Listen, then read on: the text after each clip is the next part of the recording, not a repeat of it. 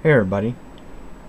Ever since I started going bike riding now on the main roads in Huntersville, North Carolina and Charlotte, North Carolina, I decided to volunteer some of my cycling time to verify that the traffic signals in the area do a good job at detecting bicycles.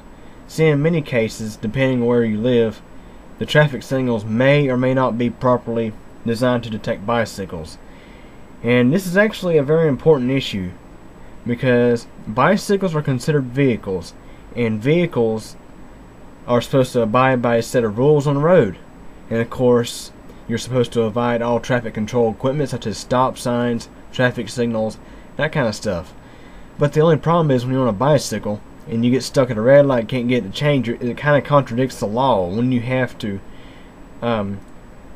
break the law because the traffic control device is malfunctioning.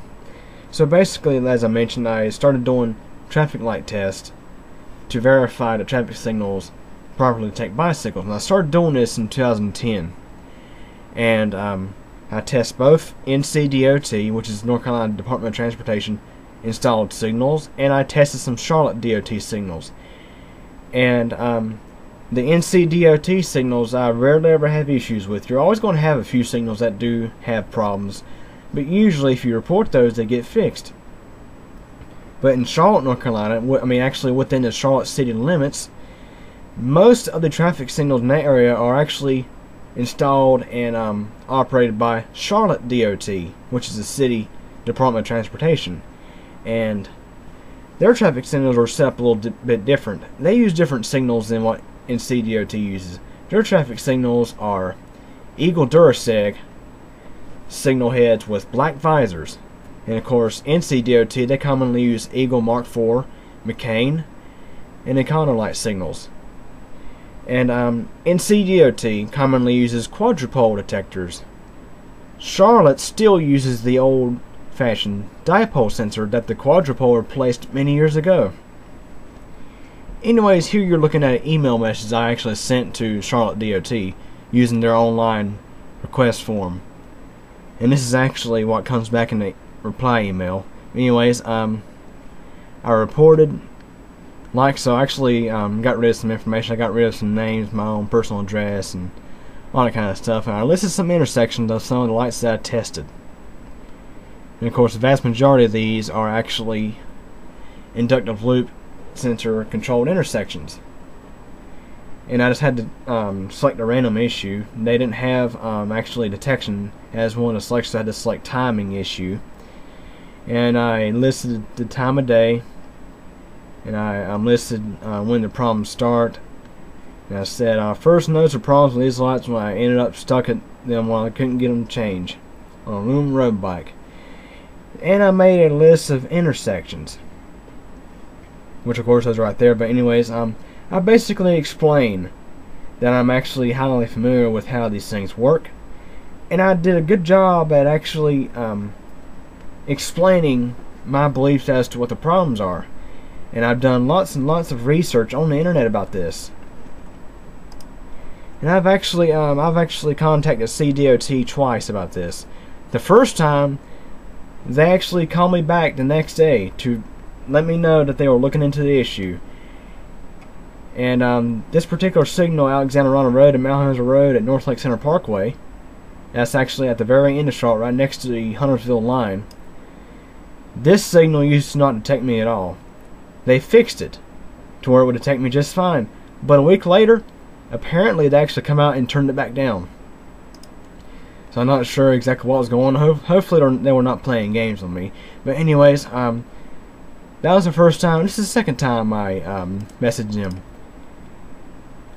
I can actually scroll up to the email. They actually forwarded the information to another guy, and I'll have his full name in here. And his was his reply. It says, Nick, CDOT is aware of the difficulty in detecting bicycles with the most reliable form of vehicle detection, the inductive loop. CDOT is currently testing alternate means of detecting bicycles, chiefly the Sensus wireless detection devices. CDOT's bicycle coordinator is involved in the process to evaluate the effectiveness of these devices. Until there's reliable, cost-effective bicycle detection, you will encounter situations where your bicycle cannot be detected. And of course, I omitted out the guy's name. His first name was Charles, but I omitted his last name. But anyways, I just want to go ahead and just let you guys know that it is a pretty serious issue in Charlotte. Just to give you a general idea, almost every single inductive loop traffic signal within Charlotte city limits does not detect my bicycle. Only one signal does. And I never had a problem with that particular signal.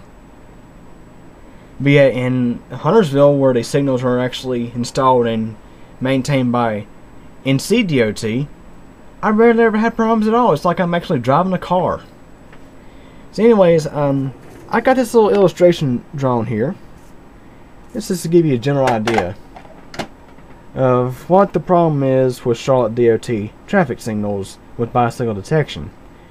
First off, they use a dipole style sensor, which is a giant rectangular style sensor that actually goes around the majority of the lane. So that means in the center of the lane there is barely any detection at all. The most sensitive parts of this detector are around the wire loops. So a bicycle has to be stopped on the side. So normally you'd think if I actually stop my bicycle on this side here, it would work. But actually that's not the case. There is a second problem. With Charlotte-DOT, most of the detectors are actually improperly tuned. From what I understand with traffic signal control devices, within the signal cabinet you have you actually have your controller itself, and for every inductive loop detector you have a separate amplifier, and that amplifier can be adjusted according to sensitivity. And I think the problem with Charlotte-DOT is they don't properly tune their sensors. So they will detect vehicles, they'll detect cars and trucks is fine, but they will not detect bicycles, motorcycles, scooters, or anything that does not have four wheels on it very unreliably. And here's a third problem with Charlotte-DOT sensors. I just mentioned that they use dipole sensors and they're usually not properly tuned. They're also very short. Just for example, let's say we got a person on a bicycle sitting here at a red light, can't get the change. The sensor is so short that in most cases a waiting car behind is not over the sensor, so it's not being detected. So you're just sitting there and sitting there and sitting there, and eventually the bicycle would have to pull out across the white line and motion the car behind to pull forward to change the signal. Now with NCDOT detectors, they use the quadrupole.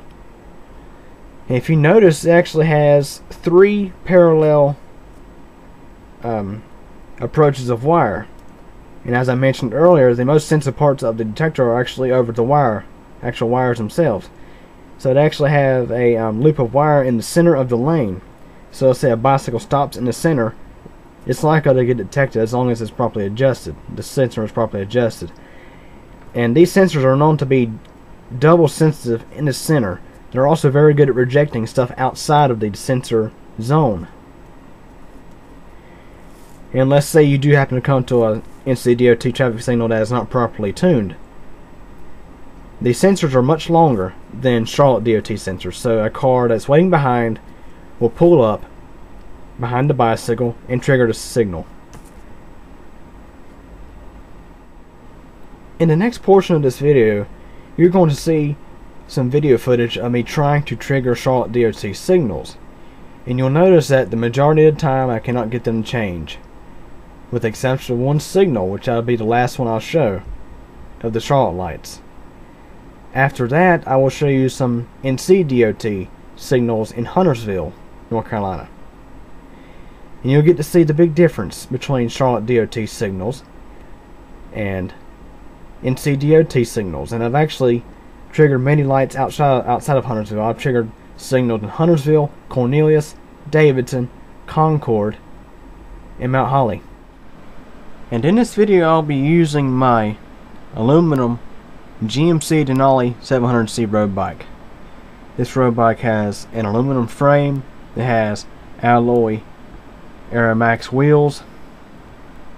So this is a pretty fair bike to use because it's all aluminum, because these detectors rely on metal to work. So let's say you have a carbon fiber bicycle, something that's really high dollar and designed for racing. Let's say the wheels are even carbon fiber. No matter how sensitive these detectors are, you're going to have problems. But I've actually heard in some cases, for those who have carbon fiber bicycles, you can take a lamp cord and actually wrap around the inside of the wheel and solder the ends together, and that can actually be enough to trigger some of these detectors. Anyways, in this video I'm going to be using this aluminum bike, and of course I know how to properly stop on these detectors. Some of the detectors will actually be paved over, others will not. So anyways, here we go.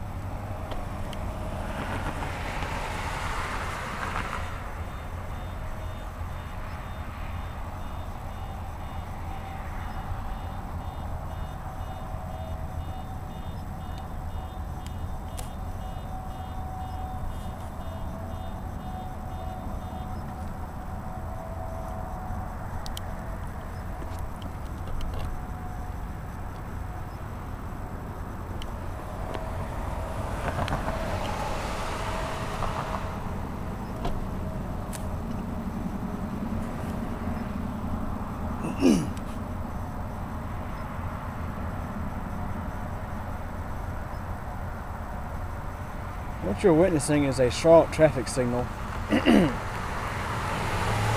to change for a bicycle because the detectors are too far out of adjustment.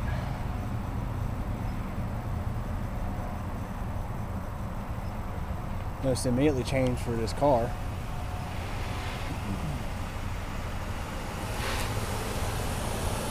So it should immediately change for me about a minute or so ago. I'm going to show you all a trend about Charlotte lights. They use dipole detectors, and that's why I'm positioned in the right hand side of the lane.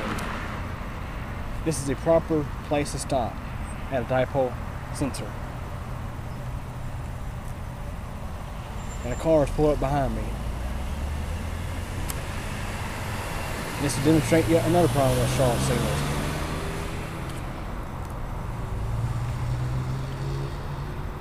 Not only do they use dipole detectors, their detectors are very short, so the car that's sitting behind you is not detected too.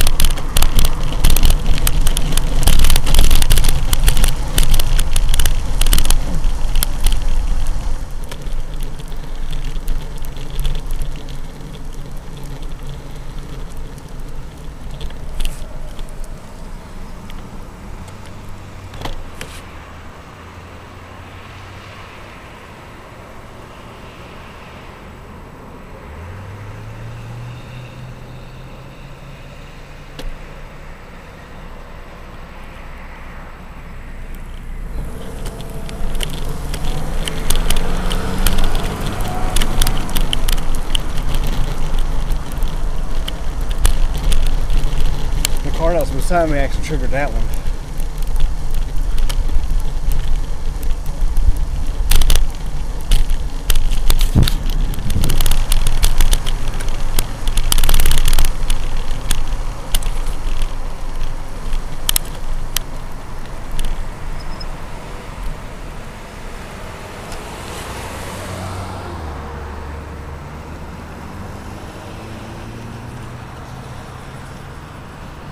This one failed to detect.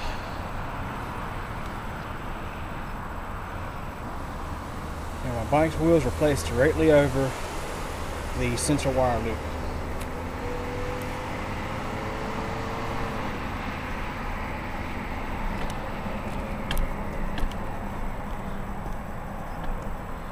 Try to reposition this bike in such a manner that might actually trigger it.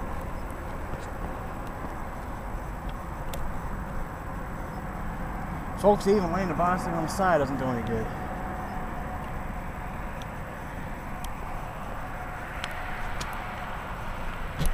And obviously, if bicycles have this kind of trouble, motorcycles do too.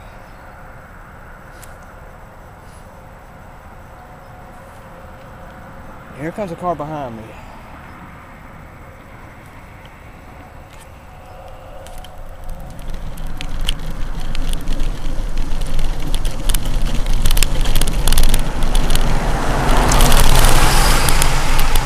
And there's your fine example of somebody who cannot wait 5 seconds for me to move over.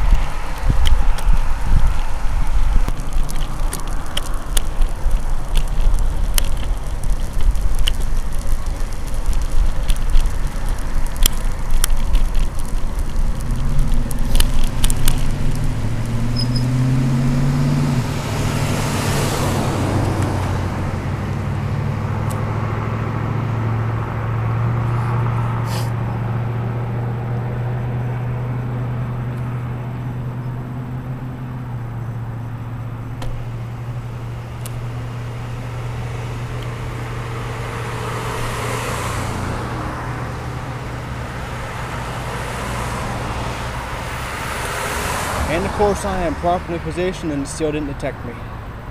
But there is a car coming, so I'll get the next cycle.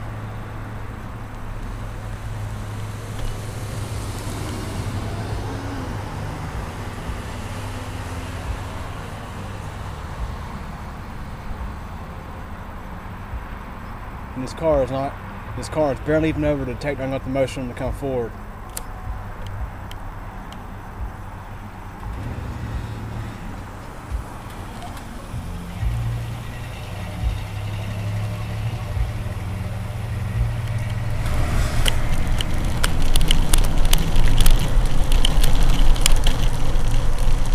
And of course, as I mentioned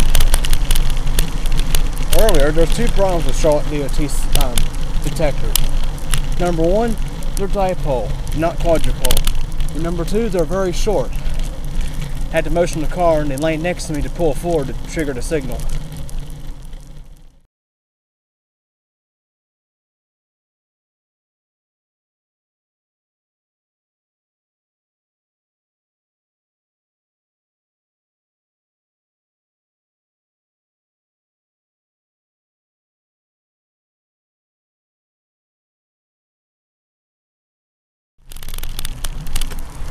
To wrap up this test, you're about to witness the only CDOT traffic signal with a sensor that will detect my bike. The only one. See, there you go. So we know it's not impossible.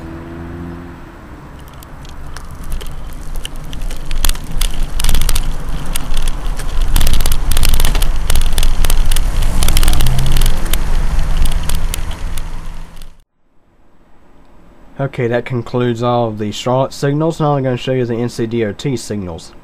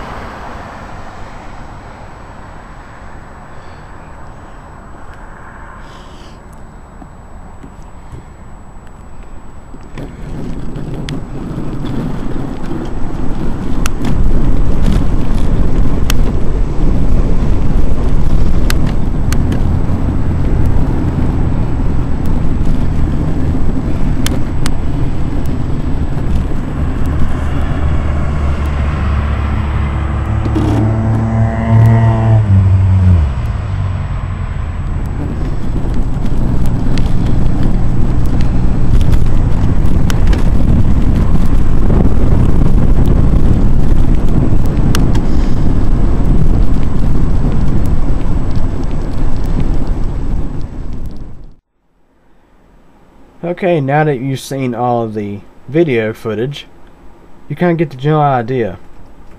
It's not that the fact that inductive loop sensors are very unreliable at detecting bicycles, it's that the fact that they're improperly installed and tuned. See, for this particular reason, when I go into Charlotte, I like to refer as their detectors as car and truck detectors. Now don't get confused with vehicles and cars. Cars are a form of vehicle. A vehicle is defined as any kind of mechanism that has wheels and transport you somewhere. So let's say a bicycle, a scooter, a motorcycle. Those are also vehicles too. So I consider the state DOT's detectors to be vehicle detectors versus car detectors. So as you have seen, Charlotte-DOT signals do pose a very serious issue. The video footage you saw was at minor intersections. There are actually some pretty major intersections in Charlotte. For example, let's say Harris Boulevard and Lakeview Road. I come to that signal at night and I think I had to wait there at least 10 to 15 minutes because I could not trigger the signal. Lakeview Road was very, very quiet while Harris Boulevard was very busy. So I had to just sit there. And of course there were no crosswalks there either, so I couldn't press the crosswalk button. So I just had to sit there. So seeing that I've had so much trouble getting Charlotte to fix this issue, I figured I'm gonna make a video about it. So anyways, maybe this will help get people's attention and help them understand that inductive loop sensors can work if you properly install them and maintain them. Anyways, if you have any questions or comments, feel free to ask, and thanks for watching.